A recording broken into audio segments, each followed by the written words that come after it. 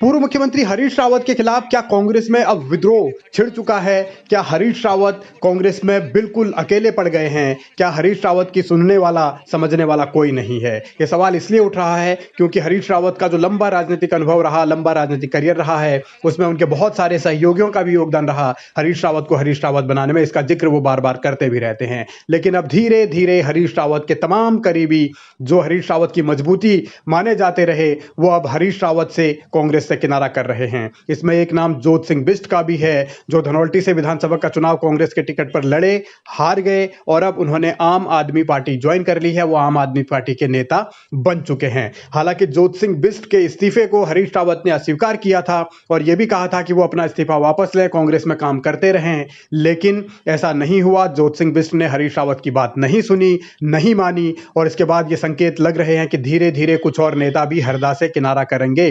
तो ये एक चुनौती हरीश रावत के लिए भी है, क्योंकि अगर धीरे धीरे उनके करीबी, उनके सहयोगी, उनको मजबूत करने वाले लोग साइड होते जाएंगे, पार्टी छोड़ते जाएंगे, तो हरीश रावत और ज्यादा कमजोर सियासी रूप से कांग्रेस में हो जाएंगे। एक संकट तो यह है। दूसरा संकट ये कि हरीश रावत के घर में भी अब हरीश रावत के खिलाफ क्या विद्रोह होने लगा है। हरीश रावत के विजन पर, हरीश रावत की सोच पर, हरीश रावत के काम करने के तौर तरीकों पर अब उनके ही बेटे आनंद रावत ने भी सवाल उठाए हैं। आनंद रावत यूथ कांग्रेस के अध्यक्ष रहे हैं, उत्तराखंड में कांग्रेस के महासचिव भी रहे हैं, लेकिन अब उन्होंने हरीश रावत के काम करने के तौर तरीकों को लेकर सवाल सोशल मीडिया के जरिए उठाए हैं। हालांकि उन्होंने दूसरे नेताओं का भी नाम इसमें लिखा। उन्होंने लिखा, आपके और हमारे नेता सिर्फ सोशल मीडिया पर जन्मदिन या शोक संदेश वाले पोस्ट करते हैं जिससे आप लोग खुश हो जाते हैं।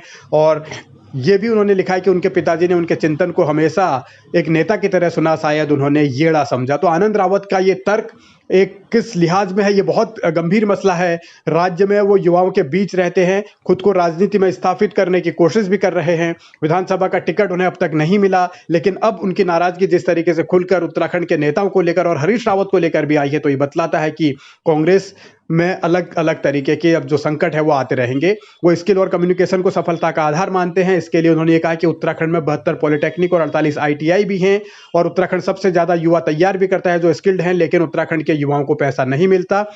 और ये उन्होंने केरल का भी उदाहरण दिया कि केरल में कैसे युवाओं को तैयार किया जाता है और उन्हें अंतर्राष्ट्रीय स्तर पर रोजगार दिलाने के लिए भी काम किया जाता है और उनकी कमाई अंतर्राष्ट्रीय स्तर पर 32 लाख तक सालाना होती है। लेकिन उत्तराखंड के नेता सिर्फ और सिर्फ सोशल मीडिया पर पोस्ट करते हैं और युवाओं को आगे बढ़ाने के लिए, उनको स्किल करने के लिए कोई नीति, कोई रणनीति नहीं है। तो ये एक उन्होंने उत्तराखंड की बेरोजगारी का हवाला देकर तंज कसा है और ये सीधा सीधा हरीश रावत पर भी उन्होंने हमला बोला, यानी अपने पिताजी पर हमला बोला, क्योंकि हरीश रावत उत्तराखंड के मुख्यमंत्री रह चुके हैं।